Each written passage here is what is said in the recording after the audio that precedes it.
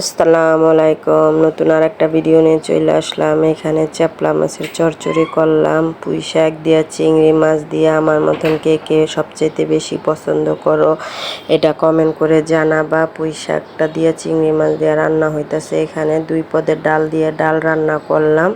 ডালটা বাগার দিয়া ফালাইলাম, মনে করো কমপ্লিটলি ডাল হয়ে গেছে গা। পুঁই শাক দিয়ে মনে করো চিংড়ি মাছটা এখন রান্না করে ফেলামো। আর এর আগে মনে করো ভাত রান্না হয়ে গেছে। আর চাপলা মাছ তো টমেটো দিয়ে চচ্চড়ি করলাম, ওটা তো তোমাদের সাথে শেয়ারই করলাম। কাজের তো মনে করো শেষ নাই, বহুত কাজ, সারাদিন কাজই করতে হয়। কিন্তু পুঁই শাক দিয়ে চিংড়ি মাছ দিয়ে কোনো 1 প্লেট ভাত খাওয়া যায়। আমার মতন কার কার এত পছন্দ হয় সবাই কমেন্ট করে জানাবা। কালকে তো গেছে, কালকে তো মনে করো পয়লা বৈশাখ গেছে। কে কে পয়লা বৈশাখ উদযাপন করছো এটাও জানাবা। কিন্তু আমরা করি নাই, কারণ যেটা হারাম হয়ে যায় সেটা আমরা করি না। এই জন্য আমরা পয়লা বৈশাখী উদযাপন করি না, যেটা হারাম সেটা করি না। এখানে মুরগির গ্রিল করেছি আজকে। এই তুরি, আল্লাহ হাফেজ।